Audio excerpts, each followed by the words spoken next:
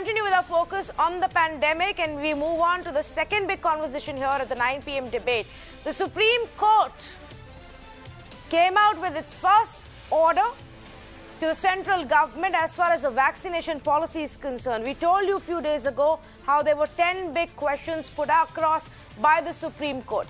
Now, there isn't much in terms of action in this order, honestly speaking. But let me also tell you why.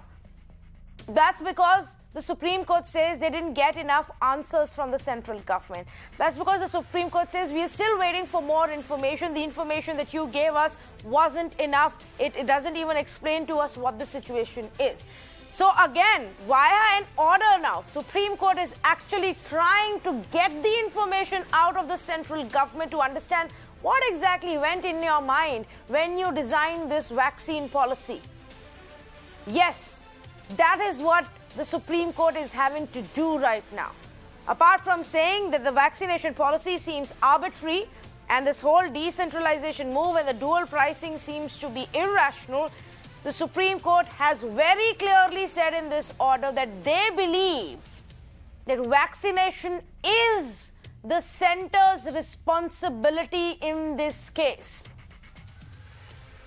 The Supreme Court has then even gone on to say that the pricing, the entire policy, the management of the pandemic itself are the responsibilities of the center. And like us, the Supreme Court is also puzzled about this 25% quota to the states. So as you know, there is 50% to the center. The rest of the 50% gets split between the state governments, so many state governments in our country, and the private hospitals. And the Supreme Court says that the quota of 25% to states is disproportionate and not in touch with the societal realities. It goes on to say there is a contradiction in central government's stance when it comes to basis of this entire policy itself. Then even says basis on which the redistribution of vaccines will take place is not even provided to us. No projections have been shared with the government, with the court.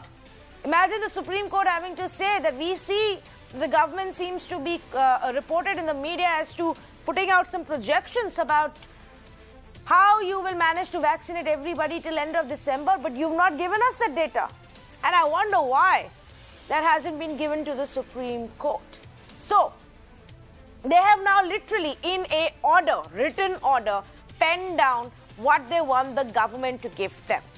And it's a lot of information that they are seeking right now. Percentage of those who were eligible for vaccination in phase 1, 2 and 3 and how much of those have actually been achieved.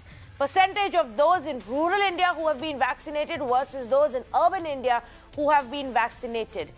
Central government's entire purchase history when it comes to COVID vaccines, including the date of the purchase orders. How many did you order? What is your projected supply? At what price did you buy these or order these? What is your plan to vaccinate the remaining population? Show us your documents and file notings, says the Supreme Court. Documents and file notings on the vaccination policy rationale because they want to understand how this decision was made. That's one aspect I want to begin with. We'll also talk about what more and more states are saying about centralization of the vaccine procurement.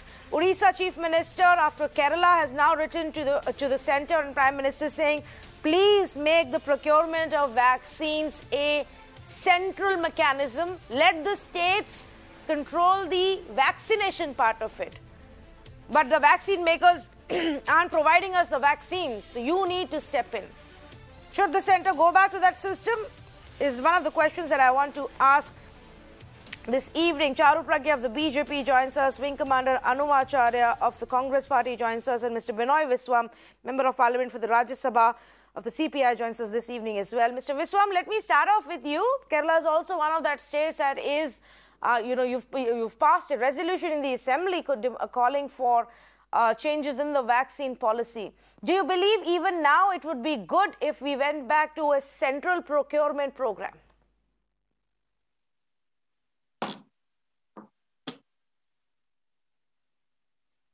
Mr. Binoy Viswam, good evening. Can you hear me? Okay, now I can hear you. Yes. Now, what Kerala has demanded, that is the voice of India, the voice of the people. And no sensible mind in India will say that the government of India, led by the BJP, has any seriousness in fighting the pandemic. The BJP government has no policy. Their policy is lack of policy. Their policy is doing nothing. Their policy is hiding somewhere. Their policy is to throw the people to the mercy of fate and preside over their death in hundreds and thousands. This government of India, led by the BJP, where the holy Ganges, the place where dead bodies are now floating. This is the India led by the BJP. That government has only one policy. That means appeasement of the rich, appeasement of the vaccine makers of the private sector.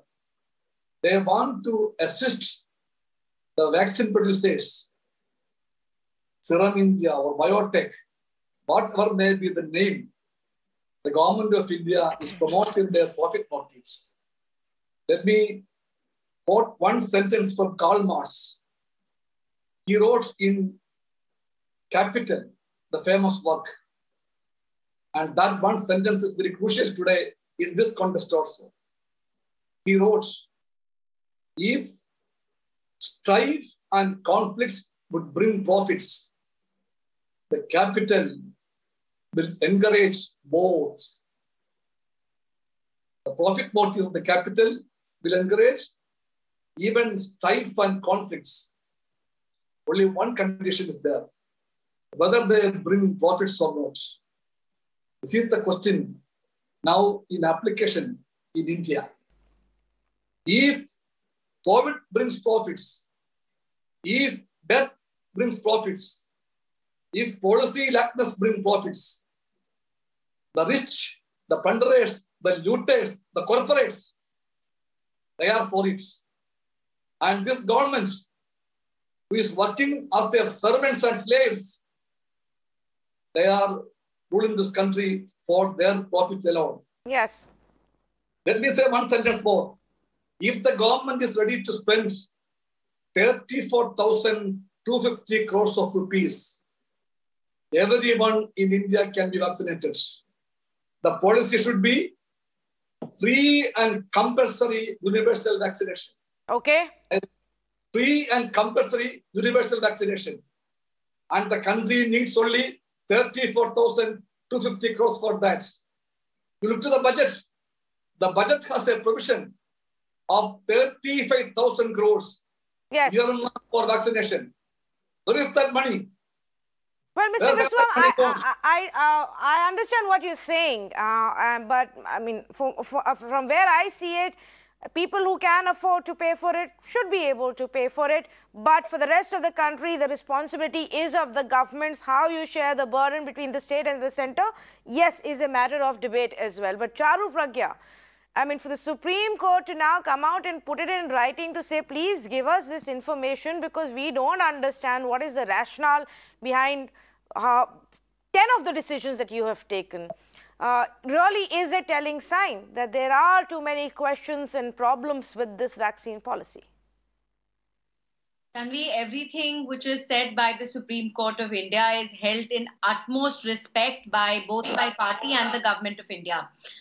That being said, because COVID is an evolving disease, the virus is evolving. That is why for many reasons, even our vaccine policy, keeping in mind production, keeping in mind the second wave that's hit India, also keeping in mind approvals for international vaccines is from time to time revised. Even what happened in court today, the court has asked the central government to come back with all details and file a further affidavit. And I am, as well as you, looking forward to seeing what the central government will give to the court. I want to make a few things clear. As of now, the central government has taken the responsibility of vaccinating everyone above the age of 45 in India free of cost. including the healthcare workers, including the frontline workers. Apart from this, 50% of the vaccines which are produced in India are acquired by the central government and given to states, again, free of cost. So honestly, there is a very small deficit which is left upon the state governments to acquire. There was a call for decentralization from a lot of states and the central government complied. Now again, there is a call for centralization of vaccination process, and I am extremely certain whatever is best for the population of India will be done by the government of India. There are a few more things which came to my mind. One, there was a discussion between both the judges in the court today, and there was discrepancy in their opinion about how many percent of vaccines are being acquired by private players and how many are being acquired by the government. One judge said that if we say from the available vaccines, 25% will remain in urban centers because rural India is going to get free vaccination. More than 20 states in India have already declared vaccination to be free, whatever is the age group of the person getting vaccinated. So all in all, we are the fastest vaccinating country in the world. We are vaccines at an unprecedented rate. The government has committed to its people that every single adult Indian will be vaccinated before the year ends. And I would appeal to everyone, yourself included, that we keep our optimism high while we work to combat this pandemic. No, that's all fine, Charu, but I'm just talking about some specifics here. And Venkabandara Acharya, do you believe now still we have the time to go back to a setup where center procures the vaccines and then gives it off to states? Because that's perhaps the simpler way to go about it. This is a very complicated procedure, the global tendering, and I am an expert of that. I have been doing global tendering, and let me tell you that states cannot enter into global tendering because there are two bid system. There's a technical specification and commercial specification. Each commercial specification specifies that a security deposit has to be deposited by the manufacturer. So the entire process wherein from the request for intent to RFP to tendering to comparisons, to negotiation, to supply order, and to finally going for a letter of credit like opening with a bank. It is a very complicated procedure. And besides that, there are dispatch terms. We call them Incoterms. Anywhere, any global dealing, we are entering into those kind of things. This is very difficult for states to get into that. The central, from the day one, they should have gone for it. The states were asking for decentralization of powers, not things which like the oxygen and vaccines. These are centrally procured and they should be centrally procured. We have been procuring it for everybody.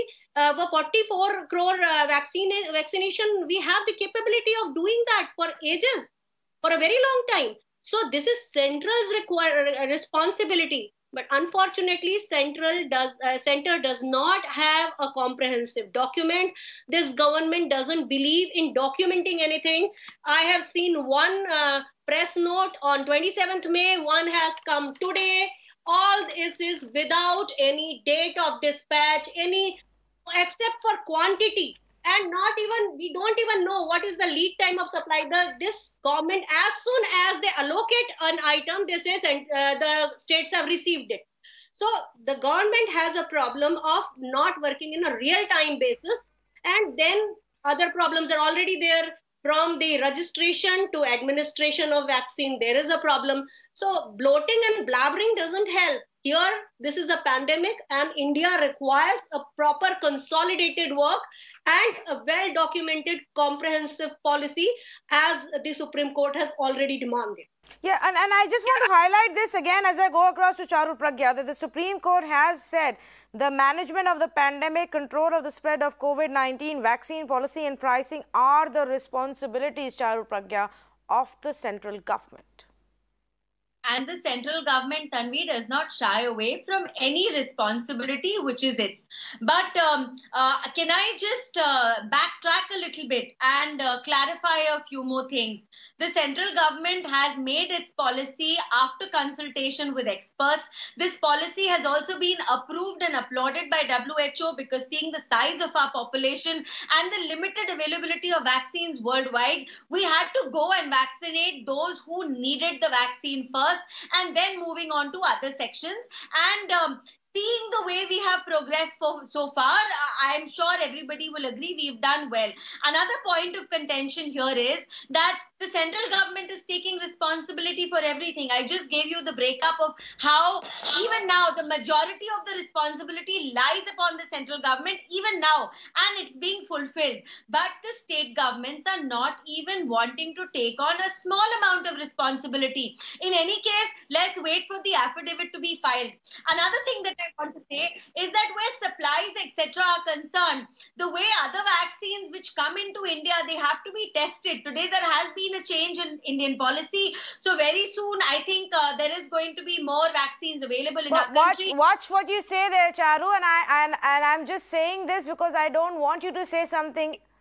I want to make a clarification about lead point. So when vaccines are allocated, they go to a central place for quality check, and then few more days get passed. So, you know, when you write down those vaccines in your record to have been allocated to a particular state, till the time it reaches the center where the vaccination is happening, there is a lead time of several days involved, and that's because the quality checks need to be in place. No, that's fine. But and you say it's because of the quality checks that it takes 3 weeks for the Sputnik vaccines that can reach there to make it to the market or to even move on to the next stage. I get it. But, you know, watch what you say otherwise in terms of a policy, Charu, because the central government said they're not going to provide any indemnity to the vaccine makers and now are seriously looking at it when it comes to the international vaccines, unlike their response which was there when Serum Institute asked for the same. The central government also said that they're not going to allow international vaccines unless they conduct trials here, and then in a few months realize that, oh, we don't have the time, we need to get in more vaccines, and then suddenly change their view about having those kind of tests and checks and balances and benchmarks and said, okay, we can let go of the bridge trials as long as you give us, you know, reports of how it has been in other countries. So this may change tomorrow. Again, when situation gets tougher. The point that I want to again highlight and back to Vinkamanda Acharya, because she wanted to make a point about this, Vinkamanda Acharya, is what is it that the states are shying away from? Charu Pragya says the states are shying away from their responsibilities. I would rather say they have to learn from, the center has to learn from the states, because the kind of vaccine administration drive has been done by at least Rajasthan government, Chhattisgarh government. It is worth this is exemplary. They should go for that, because these states have not only administered vaccines, they have kept the records of that, and then their wastage has also been much below the national wastage rates, which is 0.8% to 2%. That is what is the rate. Okay. Now, I have a question. What I wanted to make a point was, whatever document as a policy has been given to WHO, why that could not be provided to the Supreme Court? Because Supreme Court is only asking for a comprehensive document. If the document has been provided to WHO, as she said, and it has been uploaded. Yeah, no, the Supreme Court doesn't have it. The Supreme Court hasn't understood in days after day of hearings and asking the same questions again and again on why, explain to us your vaccine policy. They have now had to put it in writing to say, give us 10 things, including your file notings. So maybe the file notings will give us a sense of what was the rationale. I must highlight that the Supreme Court said, we want to understand, and maybe what your rationale was will be correct, but share with us that information.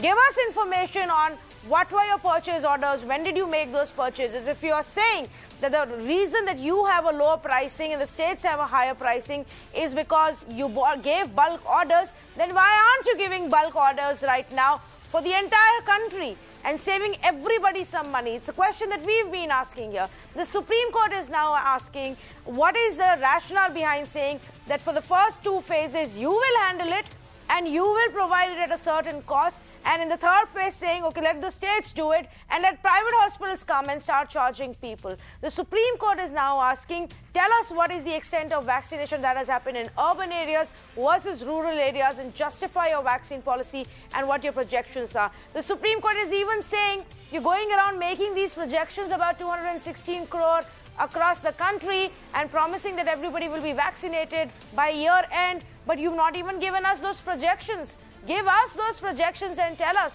what is the rationale.